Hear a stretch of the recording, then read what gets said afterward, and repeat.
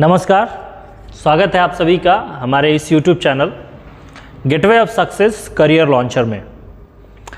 आज का क्लास जो है ऑफलाइन बैचेस में एक टेस्ट कंडक्ट हुआ था रेनबो पार्ट 2 के 3 अलग अलग चैप्टर्स के, sweetest love I do not go, song of myself और now the leaves are falling fast.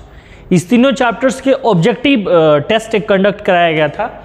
उसी ऑब्जेक्टिव टेस्ट का ये पेपर है और उसी के एक एक क्वेश्चंस के एक्सप्लेनेशन पे आज हम बात करेंगे कि उसका सही उत्तर क्या होना चाहिए। तो चलिए शुरू करते हैं आज का क्लास। बाकी यदि आप इस चैनल पे नए हैं तो ज़रूर इस चैनल को सब्सक्राइब करें, क्योंकि ये बहुत ही यूज़फुल चैनल है। यहाँ पर आपको 11th और 12th हिंदी मीडियम हो या इंग्लिश मीडियम की होल सिलेबस, होल सब्जेक्ट की होल सिलेबस आपको यहाँ पर मिलने वाली है। तो यहाँ पर पहला क्वेश्चन आपको क्या कह रहा है कि sweetest love I do not go is written by. Sweetest love I do not go जो ये पोयम है, इस पोयम को किसके द्वारा लिखा गया है? तो इस पोयम के जो लेखक है वो कौन है? John Donne. तो फर्स्ट का जो आंसर हो जाएगा वो क्या हो जाएगा? सी हो जाएगा। Song of myself is written by. Song of myself जो पोयम है इसके लेखक कौन है? तो इसके लेखक जो है वो कौन है? Walt Whitman. मतलब यहां पर जो सेकंड नंबर है उसका जो आंसर हो जाएगा वो क्या होगा? बी हो जाएगा। Now the leaves are falling fast is written by. Now the leaves are falling fast जो पोयम है उसके लेखक कौन है? तो उसके लेखक का नाम है विस्टन ह्यू ऑडेन। विस्टन ह्यू ऑडेन को हम लोग शॉर्टकट में WH ऑडेन भी कहते हैं। तो यहां पर थर्ड नंबर है, इसका जो आंसर है वो भी हो जाएगा B. The age of anxiety is written by. The age of anxiety जो कविता है इसको किसने लिखा था? तो द एज ऑफ एंजाइटी जो बुक है जो उसको लिखा गया था WH ऑडेन के द्वारा। मतलब इसका भी सही आंसर क्या हो जाएगा? बी हो जाएगा। अगला है When did WH Auden get the Pulitzer prize? WH Auden ने पुलिट्जर प्राइज कब WH ऑडेन को मिला है? तो 1948 में। मतलब जो 5 नंबर है उस 5 का आंसर क्या हो जाएगा? ए हो जाएगा। तो इस तरह से आप मिला लेंगे। फर्स्ट का आंसर सी, सेकंड का आंसर बी, थर्ड का आंसर बी, फोर्थ का भी आंसर बी और 5 का आंसर ए। आगे बढ़ते हैं नेक्स्ट क्वेश्चन की ओर और 6 नंबर क्वेश्चन को देखते हैं। 6 number question, Who says every atom of blood is the same in all human beings? Who says every atom of blood is the same in all human beings? Rupert Brooke, Walt Whitman, T.S. Eliot, none of these। ये किसका line है कि every atom of blood is the same in all human being? तो ये song of my self कविता की line है और song of my self को लिखा गया है WH ऑडेन के द्वारा और WH ऑडेन वॉल्ट विटमैन के द्वारा, और वॉल्ट विटमैन ने ही ये लाइन लिखा है। तो यहां पर ये 6 नंबर का क्या हो जाएगा? बी है सही answer. Whitman's poetry all of which is collected in. Whitman की सारी कविताएं किस किताब में है? तो विटमन की सारी कविताएं जो है लीव्स ऑफ ग्रास में है। अगला जो क्वेश्चन है कि Walt Whitman was born in America in. Walt Whitman का जो जन्म है वो अमेरिका में कब हुआ? ठीक है, वॉल्ट विटमैन का जो जन्म है वो अमेरिका में कब हुआ? तो उसका जो सही एक ऑप्शन आपके पास देख रहा होगा, पहला ऑप्शन है 1819 1819 में, दूसरा ऑप्शन है 1918 1918 और तीसरा ऑप्शन है 1920 1920 और चौथा ऑप्शन है 1829। तो यहाँ पर जो सही ऑप्शन होगा वो मेरे ख्याल से 1889 होगा। तो यहाँ पर 8 का ए हो जाएगा। 9 number, blanks has described as a metaphysical poet. तो यहाँ पे 4 अलग अलग पोएट के नाम दिए हैं। कहा जा रहा है कि इसमें से कौन सा जो पोएट है उसको मेटाफिजिकल पोएट कहा जाता है। तो मेटाफिजिकल पोएट के रूप में प्रसिद्ध कौन है? John Donne. तो 9 नंबर का आंसर बी हो जाएगा। My life's blood doth decay, ये किस कविता की लाइन है? तो my life's blood doth decay जो है यह sweetest love I do not go कविता की लाइन है। तो 10 नंबर जो है 10 नंबर जो है उसका आंसर हो जाएगा डी। अगला क्वेश्चन है कि when was written leaves of grass by Walt Whitman. Walt Whitman ने लीव्स ऑफ ग्रास को 2 बार प्रकाशित किया था और एक इसमें से जो डेट है वो आपका हो जाएगा क्या?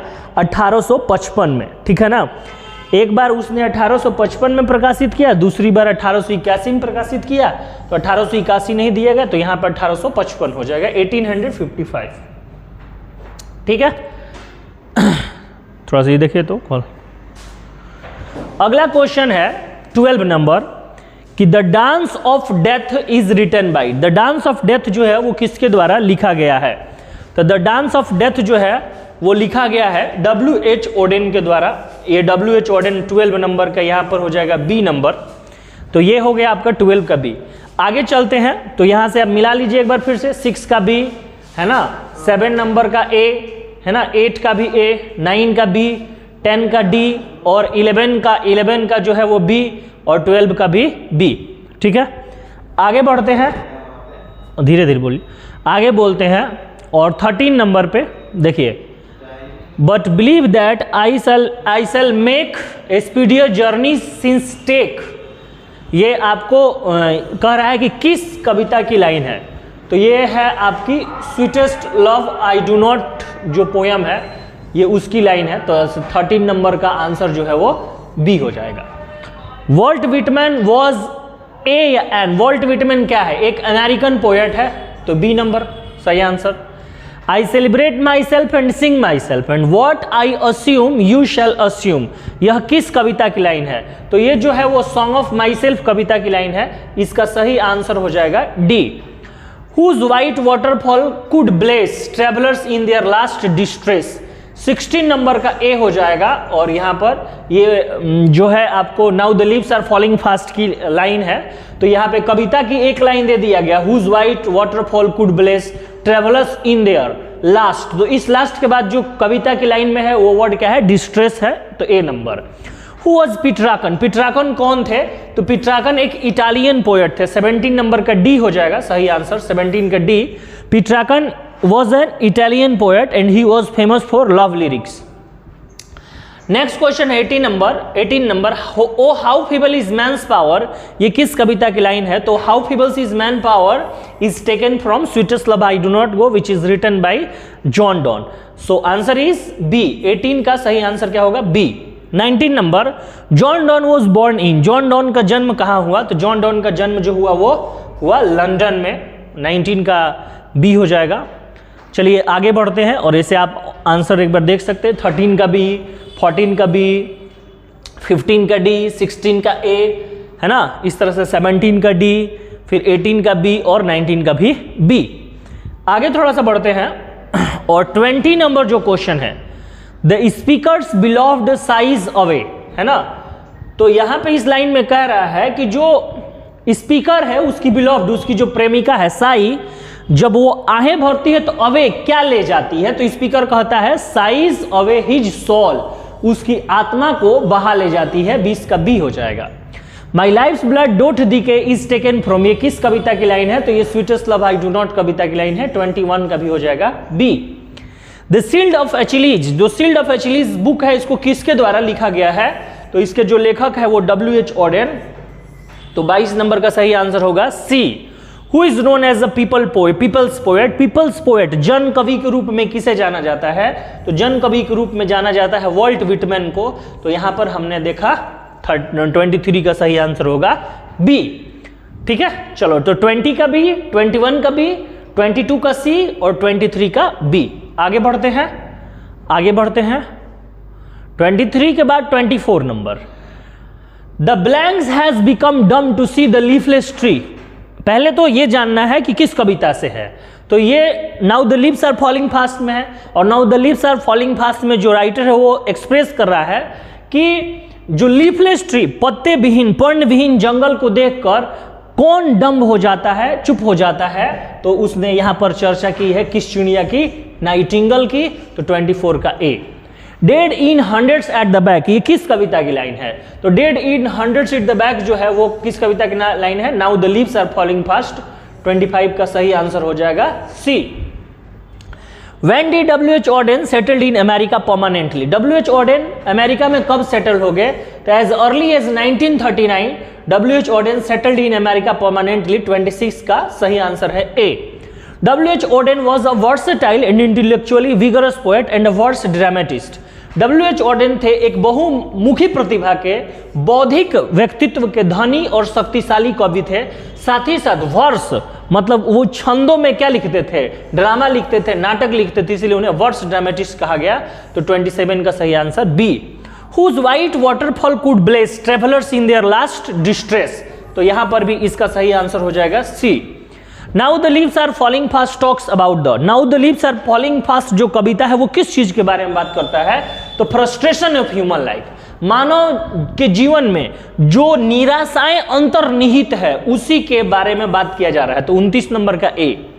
Works include leaves of grass and drum taps, drum taps और लीव्स ऑफ ग्रास में किन कवि की सारी कार्य और रचनाएं शामिल है, तो वॉल्ट विटमैन की। 30 नंबर का क्या हो जाएगा, बी। इसी तरह से आगे बढ़ते हैं और बाकी आप एक बार मिला लो। 24 का ए, 25 का सी, 26 का ए, 27 का बी, है ना, 28 का सी, 29 का ए और 30 का बी। आगे 31 से 35 तक लास्ट है। तो 31 जो है, Who run scolding for their food in now the leaves are falling fast, कह रहे कि now the leaves are falling fast में किसको ऐसा दर्शाया गया है कि वो खाने के लिए दौड़ रहा है, तो यहां पर क्या लिखा गया जाएगा, ट्रोल्स। 31 का जो सही आंसर होगा वो क्या हो जाएगा, A. And the active hands must, कह रहे कि जो एक्टिव हैंड्स है वो क्या हो जाते हैं, फ्रीज हो जाते हैं। कविता के बीच में से एक लाइन उठाई गई, उसी लाइन में से एक शब्द को दे दिया गया है, तो यहां पर भरेंगे फ्रीज, C number. The line I now 37 years old in perfect health begin has been taken from, ये किस कविता की लाइन है, तो ये लिया गया है सॉन्ग ऑफ माई सेल्फ का। 33 का डी जो है सही आंसर है। और the line and the Nightingale is dumb is taken from, किस कविता की लाइन है, तो ये भी है आपका now the leaves are falling fast कविता की। 34 का सी। और 35 who is well known for his song and sonnet satires and elegies, तो उसका नाम है कौन प्रसिद्ध था, तो जॉन डॉन। 35 का ए। तो ये था आपके टेस्ट का 35 क्वेश्चंस का संपूर्ण एक्सप्लेनेशन जिसको मैंने आपको बता दिया है, ठीक है।